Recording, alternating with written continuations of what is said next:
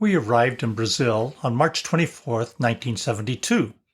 The first order of business was to make ourselves at home in a new country. We spent most of the first month in the metropolis of São Paulo with the Ross family, but God was calling us to the interior, to smaller towns and out-of-the-way places that had not yet been reached with the gospel. It was late April before we could move into the house next door to the Montgomery family in Santa Cruz do Rio Pardo. This town lay 250 miles to the west of the state capital, São Paulo. I hesitate to estimate its population in 1972, but I would hazard a guess of 5,000 or so. Driving on the unpaved country roads through the plantations of sugarcane and coffee that covered the rolling hills raised a cloud of fine dust of the red clay that filtered through closed car door windows and that dyed the sweat-soaked shirts red. In the rainy season, driving was a battle with slick mud and hub-deep ruts. The smell of roasting coffee beans emanated from a processing plant on the hill across the Rio Pardo, the river that passed through the town. The very name of the river translates into Muddy River, a reference to the reddish clay color of its waters. It was a natural choice for holding baptismal services. The house had just been fixed up with a fresh coat of paint, but not much else. Its only furnishings were a kitchen sink, a bathroom with a stool and shower, and a laundry room behind the house with a concrete tank and built-in scrub board. It would be 7 long months of sore knuckles before Abby would get a washing machine at the end of November. Our bed and dinette set were loaned to us by the Montgomerys. Loaned, not given, because they didn't want us to be stuck with the furniture and not buy our own furniture later. The first piece of furniture we bought was a used chest of drawers for $10. It came complete with 7 cockroaches. In my journal, I mused about whether those cockroaches were new or used. And cockroaches were a constant feature of life. Later in the year, when spring arrived in October, next door in the Montgomery house, all the cabinets had to be emptied and cleaned because of the invasive species. Indoor life also included lizards, which were harmless, but that was only a small consolation to Abby when one time she walked out of the kitchen through a doorway and one fell off the wall onto her neck. Inside the church building, lizards fighting each other on the wall behind the preacher were more interesting to the congregation than the sermon was, I'm afraid, as the lizards reenacted miniature Jurassic Park scenes of fighting dinosaurs. Mostly we made do with whatever we could use to furnish the house. Shelves were added to the plywood crate the stove was shipped in. That was where the kids' clothes were stored. For us, the flimsy plywood refrigerator crate was converted into a makeshift closet. The household goods we had shipped before we left the States arrived in the port of Santos before we got to Brazil, but it was only after numerous long trips to the customs offices and phone calls and bureaucratic mix-ups that we got our things in June, over 2 months after we had arrived. We painted the old steamer trunk we shipped things in and used it as the only piece of furniture in the living room. In November, we splurged and got 2 patio lawn chairs for $7 apiece to complete our living room furnishings. In the bedroom, a 3-pound coffee can covered in blue and white paper served as the bedside table for our alarm clock. The blue paper matched the dark blue of the bedroom walls. 7 months after we moved into the house, Abby was still making curtains to hang over the bare windows of the dining room, living room, and bedroom. Of course, there were no curtain rods, so I went out and cut bamboo to use as curtain rods. Not everything, however, was in the plywood crate and bamboo curtain rod class. The first thing we did was to go to Sears in São Paulo and have a refrigerator, freezer, and gas stove shipped to our new address. The new appliances were already in the house when we arrived in Santa Cruz in late April, but the refrigerator stopped working 2 weeks later. After phone calls and another trip we made to São Paulo, Sears agreed to replace the refrigerator without charging for the shipping. There was some bit of inconvenience during the 10 days we didn't have a refrigerator, since we had to go next door whenever we had to get something out of the Montgomery's refrigerator. São Paulo. Now that was a trip to town. 250 miles each way, and it became a normal part of life. By car, it was between 4 and 5 hours, but we didn't have a car, and unless Steve was going to São Paulo and I caught a ride with him, it took most of the day because the bus wasn't direct and we had to change buses at other towns to get to the capital city.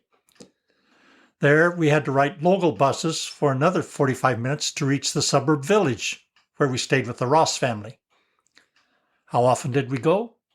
Well, whenever our money ran out. Our support consisted of personal checks from churches and individuals, and no bank in the interior would exchange them on the spot. So we had to resort to money changers in the capital, usually at travel agencies. I would sometimes go by myself, but it was also an opportunity for Abby and the kids, Rachel and Rick, to get out of the house and be with the Ross family. It also meant I didn't have to rush back home. Neither the Rosses nor the Montgomerys had a phone, so whenever I traveled without the family, we had no way of communicating with each other.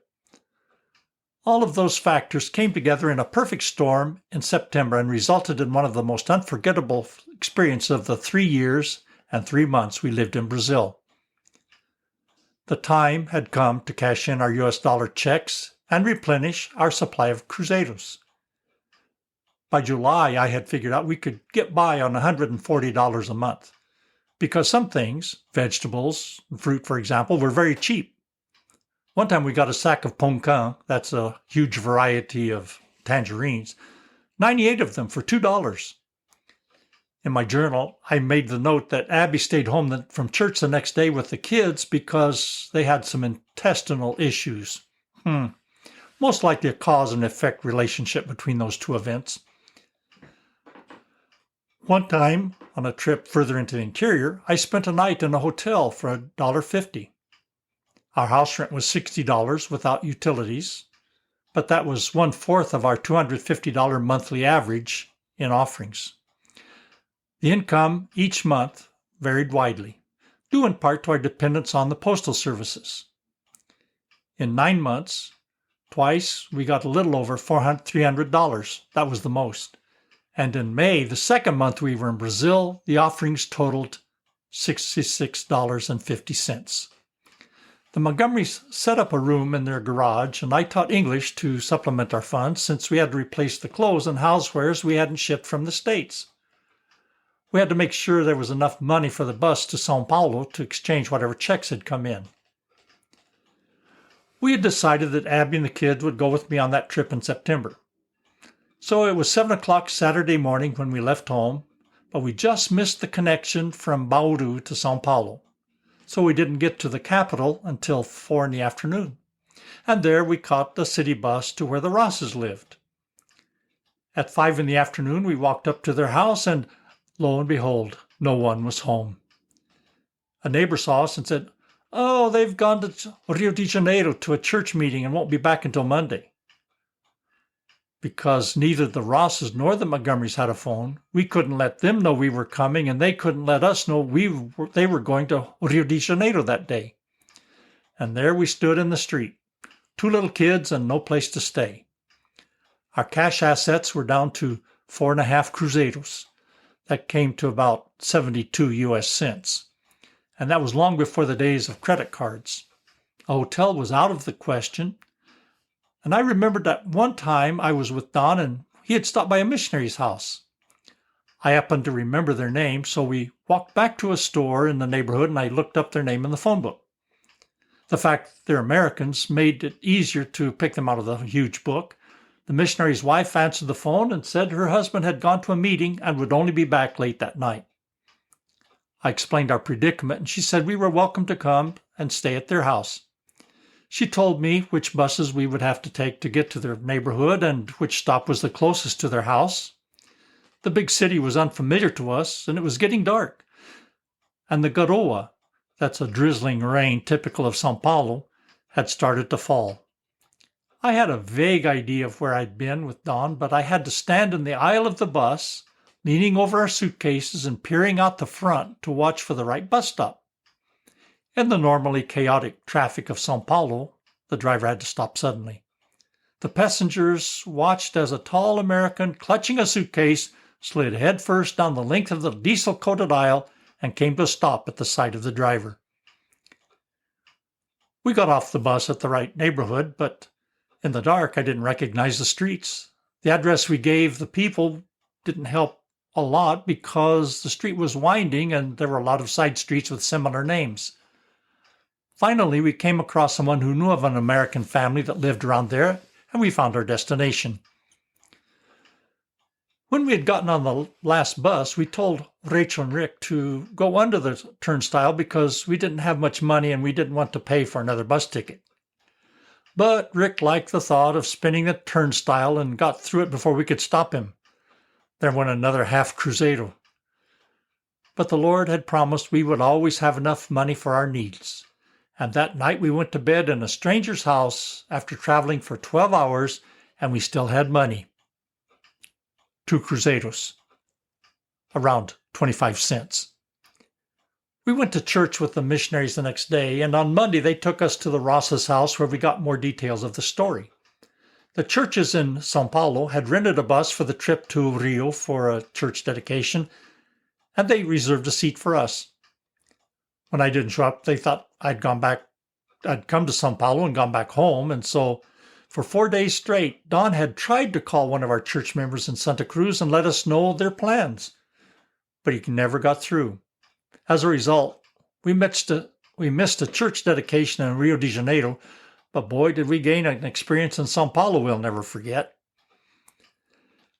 Our visit to the colleagues in Asunción, Paraguay, the Eldwin Rogers family, is another experience we remember for different reasons. I remember the trips into the countryside and listening to preaching in Guarani sprinkled with Spanish. And we sat outside under the shade of trees, and pigs and chickens wandered in and out of the grass-covered huts at will.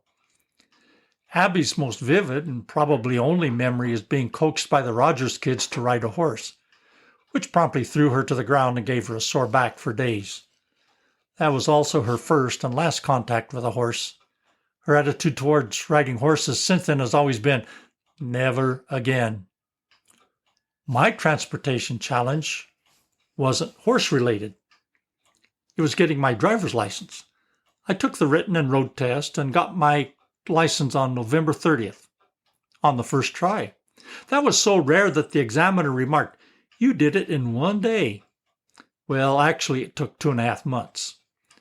I had started in the middle of September getting all the documents and then had to take a course from the local driving school and get a learner's permit before taking the test in Portuguese, followed by the road test. No matter I had driven 24,000 miles the year before. But that foreshadowed what happened when we moved to Arkansas from Portugal in 2016, when I was 70. Because the system showed that my last U.S. license was from Colorado in the 1980s. So I had to take the written test and get a 30-day permit that required me to have a licensed adult in the car with me. When I took the road test, I remarked that I had driven on 3 continents, including São Paulo in Brazil, Lisbon in Portugal, and Naples in Italy.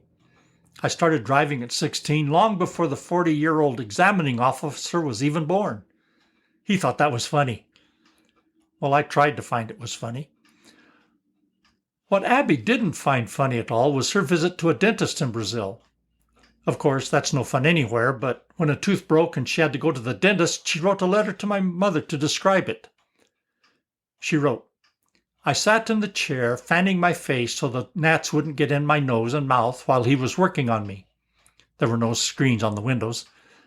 The appointment desk is just a small table in the corner of the room where he works. His daughter helps him some, and she came in with no uniform and didn't wash her hands, in the room anyway. She stood there and chewed on her fingernails while handing him the tools.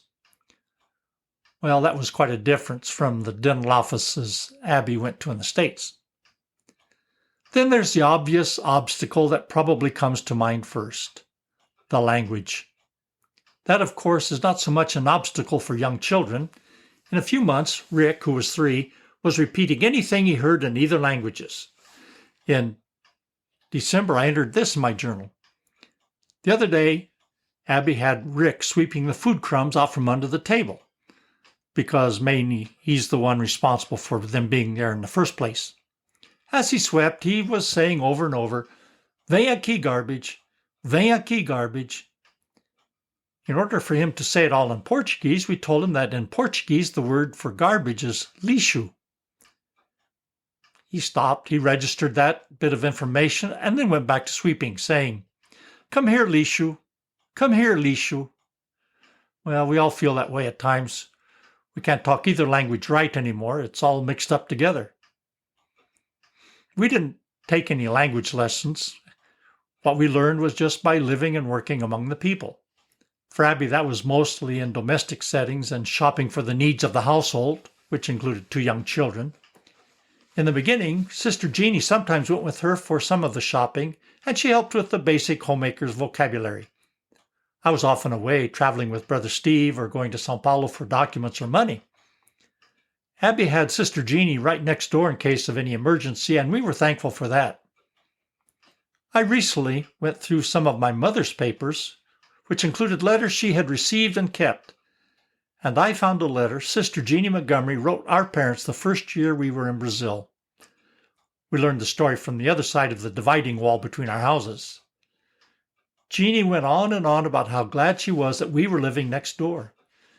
She said Abby was a real blessing to her because for the first time in over 20 years on the mission field, she finally had a neighbor that spoke English.